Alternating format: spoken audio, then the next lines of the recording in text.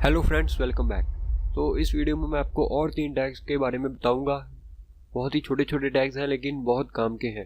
Pre tag, code tag and line break tag. उसे break tag भी अकेला कहते हैं। तो चलिए स्टार्ट करते हैं प्री टैग से। तो सबसे पहले तो मैं एक पैराग्राफ लेता हूं और उसके बीच में लिख देते हैं this is simple paragraph tag, we can use it for pre-tag। तो चलिए सबसे पहले तो मैं इसे सिंपली वैसे ही दिखाता हूँ। तो मैंने आपको पहले बताया कि ये इनलाइन ब्लॉक एलिमेंट है। तो अगर मैं चाहूँ कि इसे हम ऐसे लिखना चाहते हैं, ये नीचे आए और एक टैब आए, एक थोड़ा सा आगे हो सिंपली, तो ये जैसा हमने लिखा है ऐसे ही शो हो। तो अगर हम रिफ्रेश करें तो आप देख सकते हैं कोई चेंज नहीं होगा। तो ये ऐसे नहीं होगा। लेकिन अगर हम प्री टैग इससे प्री टैग कर दें तो ये जैसे हमने लिखा है वैसे ही शो होगा।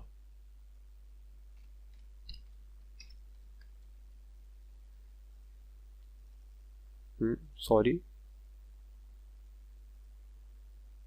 ओ मैंने क्लोज ही कर दिया, तो मुझे स्टार्ट करना था, सॉरी।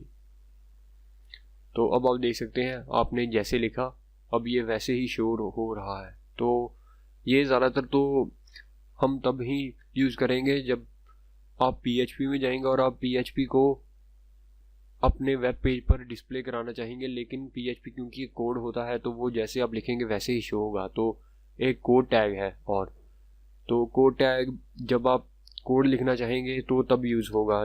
अगर आप कोड टैग का यूज़ ना करें और सिंपली ही वैसे ही कोड लिख दें, वो शो तो हो जाएगा। लेकिन जब आप PHP यूज़ करेंगे तो वो बहुत ही टाइम वेस्ट करेगा, क्योंकि जब आप PHP में जाएंगे तो वो एग्जीक्यूट कोड हो जाएंगे। लेकिन जब आप HTML में उसे कोड में अंदर लिखेंगे तो वो एग्जीक्यूट नहीं होंगे PHP में, वरना वो एग्जीक्यूट हो जाएंगे और आपको पता नहीं चलेगा कि मेरे वेब कोडिंग में प्रॉब्लम कैसे आ रही है। तो इसलिए ये यूज़ करना बहुत ही अच्छा होगा। तो अब हम यूज़ करने जा रहे हैं कोड टैग।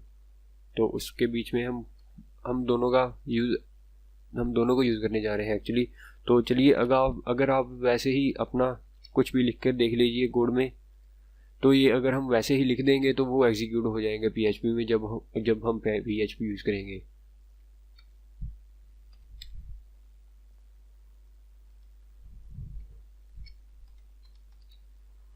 एग्जीक्यूट। तो चलिए सेव करके रिफ्रेश करते हैं। तो आप देख सकते हैं कि हमारे यहाँ पर भी हमारे पास थोड़ा सा स्पेस है, तो वो शो कर रहा है। तो अब देख सकते हैं कि ये बहुत ही अच्छा है कि अगर आप कोड टैग यूज़ करें। तो अगर हम सिंपली वैसे ही कोड टैग यूज़ कर लें तो वो ऐसे नहीं शो होगा, क्योंकि हमने प्री टैग नहीं यूज़ किया होगा। तो अब हमारा ये कोड सारा एक लाइन में ही शो होगा। तो आपको समझ लगी गया होगा कि प्री टैग का क्या यूज़ होता है। तो कोड टैग का भी आपको शायद अगर एक बार और समझा देता हूँ कि अगर आप कोड टैग यूज़ नहीं करते, वो जैसे कि मैं इसे रिमूव कर देता हूँ, तो ये शो तो हो रहा है। लेकिन जब आप PHP करेंगे और वेब सर्वर लैंग्वेज और ASP.NET यूज़ करेंगे तो तब आपका ये जो कोड है वो एग्जीक्यूट हो जाएगा और आपको बहुत सारी प्रॉब्लम आ सकती है। तो इसका ये मतलब होता है। तो चलिए अब हम एक और टैग के बारे में सीखते हैं, लाइन ब्रेक टैग के बारे में। तो उसे भी हम पैराग्राफ के साथ यूज़ करेंगे। शायद आपको पहले पता ही हो, लेकिन मैं समझाना एक बार और चाहूँगा। This is first line, this is second line.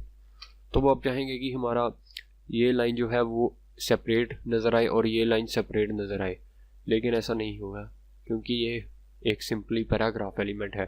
तो अगर हम यहाँ पर ब्रेक टैग लगा दें तो वो लाइन ब्रेक हो जाएगी और अगली लाइन में नज़र आएगी। तो ये होता है ब्रेक टैग का। So guys, thanks for watching and please subscribe my channel.